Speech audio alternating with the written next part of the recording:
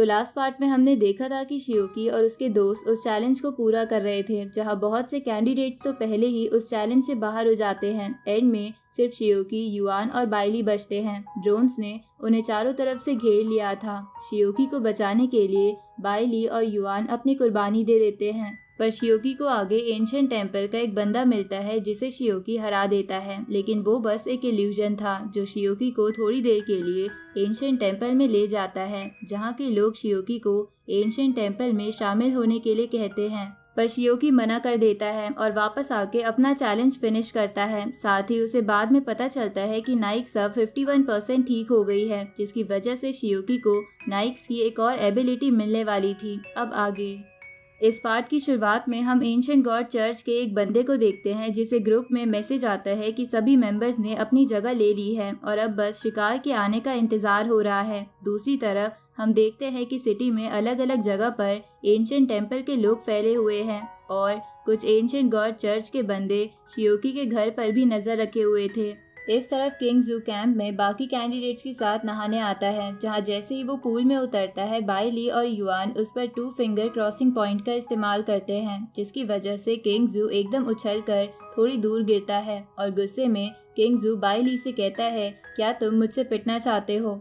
इस पर बाइली बोलता है, तुम्हें गुस्सा होने की जरूरत नहीं है, ये बस एक टेक्निक है जिससे अच्छा फील होता है। ये सुनकर किंग जू बाइली को लात मारते हुए कहता है, मैं तुम जैसे मोटे की बात क्यों सुनूं? इस पर बाइली कहता है, अगर तुम्हें यकीन नहीं आ रहा तो तुम उधर युआन को देखो। इधर युआन किंग जू के दोस्तों पर वैसे ही टेक्निक का इस्तेमाल कर रहा होता है, जिसके कारण उन तीनों को काफी अच्छा महसूस होने लगता है। तो ये देखकर किंग जू गुस्से में उन तीनों से कहता है, आखिर तुम तीनों इनकी टीम में शामिल कब हो गए? तभी युआन शियोकी के शोल्डर पर भी उसी टेक्निक का यूज करता है, जिसके कारण उसका ब्लड फ्लो एकदम खुल जाता है और उसे अच्छा लगने लगता है। ये देखकर किंग जू सोचता है कि शियोकी को भी इस टेक्निक से अच्छा लग रहा है, तो हो सकता है कि सच में ये टेक्निक काम करती हो और मेरे कंधे भी दर्द हो रहे हैं, इसलिए मुझे मसाज ले लेनी चाहिए। लेकिन तभी वो बोलता है, मैं किसी मर्द को अपनी बॉडी कैसे टच करने दे सकता हूँ? लेकिन उसी वक्त युआन पीछे से आकर उसकी बॉडी पर वो टेक्निक इस्तेमाल कर देता है, जिसकी वजह से किंग जू पूरा रिलैक्स होकर पूल में ही सो जाता है। अब हम थोड़ी देर पहले का समय देखते हैं, जब नाइक्स की मेंटल स्टेट 51% पहुंच गई थी, जिसके कारण शियोकी को नाइक्स की एबिलिटी वाला व्हील घुमाने को मिलता है। पहले तो उसे एक्स्ट्रा ऑर्डिनरी फर्टिनिटी वाली एबिलिटी मिलने वाली थी। ये देखकर शियोकी घबरा गया था, लेकिन तभी वो नीडल घूमकर नाइक्स की ओरिजिन एबिलिटी पर आ जाती है, जिसे देखकर शियोकी कहता है, गॉड्स की ओरिजिन टेक्निक तो बहुत ज्यादा इम्पोर्टेंट होती है। तभी वो एक सीन देखता है जहाँ पर कुछ बच्चे बैठकर अपनी मॉम से बात कर रहे थे, जो कि और कोई नहीं बल्कि नाइक्स ही थी। तभी नाइक्स उन्हें समझाती है कि रात में तुम सबकी ताकत बढ़ जाएगी, जिसकी वजह से तुम सब कई चीजों को कंट्रोल कर पाओगे, जैसे कि बर्ड्स और एनिमल्स और यहाँ तक कि मौसम को भी। अब नाइक्स का बेटा और उसके दोस्त हवा में उड़कर मस्ती करने लगते हैं, लेकिन तभी शियोकी देखता है कि अचानक से वो बच्चे मर चुके हैं, जिसकी वजह से नाइक्स तेजी से उन बच्चों की ओर भागती है और असल में पास्ट में नाइक्स के बेटे और उसके दोस्तों को किसी ने मार दिया था और इसी वजह से नाइक्स की ऐसी हालत हो गई थी। अब शियोकी नाइक्स के पास जाता है और उससे पूछता है कि मैं आपके लिए क्या कर सकता हूँ, जिस पर नाइक्स कहती है कि तुम मेरा एक काम कर सकते हो जो कि बदला लेना है, लेकिन अभी तक उसका सही समय नहीं आया। उसी वक्त शियोकी वापस प्रेजेंट में नाइक्स के पास आ जाता है और उससे कहता है कि चलिए हम वॉक करने के लिए चलते हैं, और दोनों गायब होकर असली दुनिया में आ जाते हैं। वो शियोकी से पूछती है कि क्या ये तुम्हारी किंगडम है, जिस पर शियोकी कहता है कि ये बस रियल वर्ल्ड है। इसके बाद वो नाइक्स से पूछता है कि आपको बाहर आके कैसा लग रहा है। इस पर नाइक्स कहती है कि ये जगह मेरे घर जैसी तो नहीं है, पर क्योंकि ये तुम्हारी किंगडम है इसलिए ये जगह मुझे पसंद आई। तभी शियोकी नाइक्स से कहता है कि बदकिस्मती से मैं ये ट्रेनिंग कैंप छोड़कर नहीं जा सकता, वरना मैं आपको बाहर के सीन जरूर दिखाता, क्योंकि वहाँ पर देखने लायक काफी चीजें हैं। इस पर नाइक्स उससे कहती है कि ये तो तुम्हारी किंगडम है, तो तुम यहाँ से बाहर क्यों नहीं जा सकते? क्या तुम सच में बाहर जाना चाहते हो? क्योंकि रात के समय मैं तुम्हें कहीं भी ले जा सकती हूँ। अब नाइक्स शियोकी को वहाँ से गायब करके ले जाती है। इधर ट्रेनिंग कैंप में वाइस कैप्टन को किसी गॉड के होने का अंदाजा हो गया था, लेकिन उसे समझ नहीं आ रहा था कि ऐसा कैसे हो सकता है। दूसरी तरफ एक बूढ़ा सा आदमी नाइक्स की खबर मिलने के बाद अपने मैजिकल व्हीकल को लेकर दूसरी सिटी से इस सिटी में आ रहा था।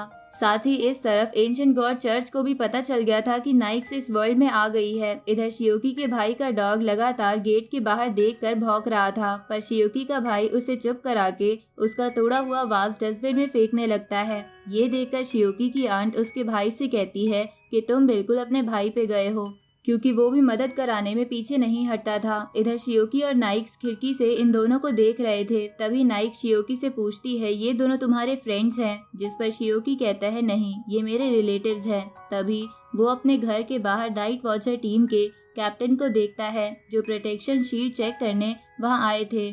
उसके बाद शियोकी नाइक्स के साथ वहां से चला जाता है, जिसके जाने के बाद शियोकी का भाई बैल्कनी में आता है और ऊपर देखते हुए कहता है कि आखिरकार एक न्यू गॉड सिटी में क्या कर रही है। असल में वहाँ ऐसा लग रहा था कि शियोकी का भाई जानता है कि उसके डॉग के पास पावर्स हैं और शायद वो खुद भी कुछ न कुछ छुपा रहा था।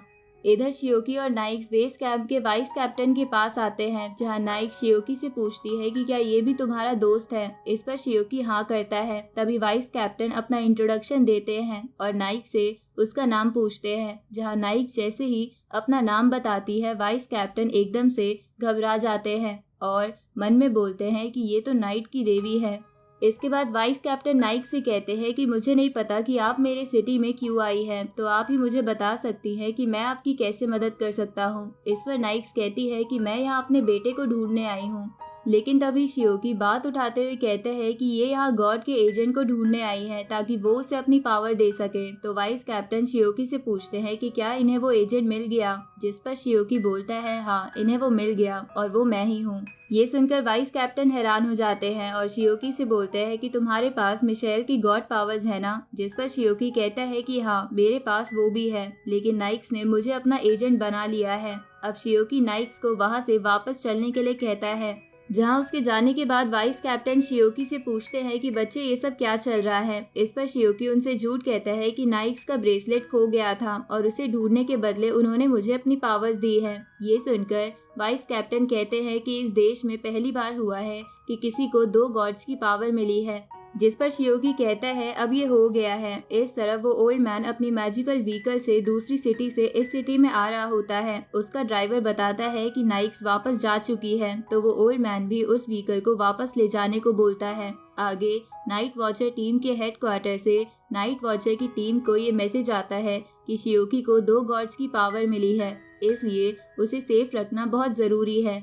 अब सुबह हम बाइली और बाकी कैंडिडेट्स को देखते हैं, जो अच्छा खाना खाने के लिए आर्मी ऑफिसर को चैलेंज करते हैं, जिसमें जीतने पर उन्हें अच्छा खाना मिल सकता है। जहां किंग जू एक ऑफिसर के साथ रेस कर रहा था, युआन दूसरे ऑफिसर के साथ पुल अप चैलेंज कर रहा था, मोली एक टीचर के साथ शूटिंग चैलेंज कर रही थी और शियोकी एक ऑफिसर के साथ स्वॉर्ड फाइट कर रहा था, जो कि शियोकी से कहता है कि आज वो बिल्कुल भी उस पर रहम नहीं करेगा।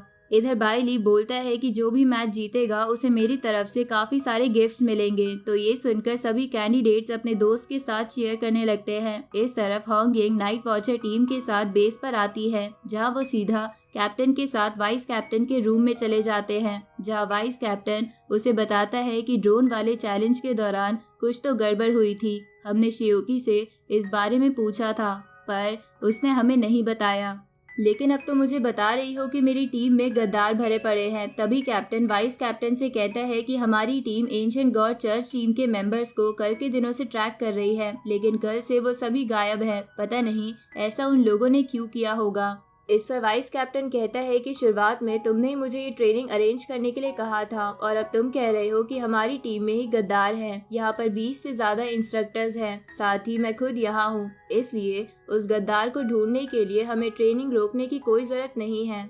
जिस पर वो कैप्टन कहता है कि एंशिएंट गॉड चर्च के मेंबर्स फिलहाल छुपे हुए हैं, जिसकी वजह से हम उनके प्लान का पता नहीं लगा सकते, लेकिन वो लोग जरूर हमारे बारे में जानते होंगे, इसलिए हमें ट्रेनिंग रोकनी होगी, क्योंकि ब्लैक मार्केट में बाइली के ऊपर काफी बड़ी बाउंटी रखी गई है। ऊपर से शियोकी को अब नाइक्स की गॉड की पावर मिल गई है, जिस पर वाइस कैप्टन कहता है कि तो मतलब तुम्हें ये भी पता चल गया है। इधर उन सभी कैंडिडेट्स का चैलेंज काफी अच्छा जा रहा था। दूसरी तरफ कैप्टन वाइस कैप्टन से कहता है कि हमें जल्द से जल्द इस ट्रेनिंग को बंद करके यहाँ से निकलना होगा, क्योंकि पता नहीं वो पागल क्या कर दे। इधर शियोकी और उसके दोस्त अपने अपोनेंट्स को हरा देते हैं, जिसके बाद सभी कैंडिडेट्स खुश होते हुए कैंप की तरफ भागते हैं।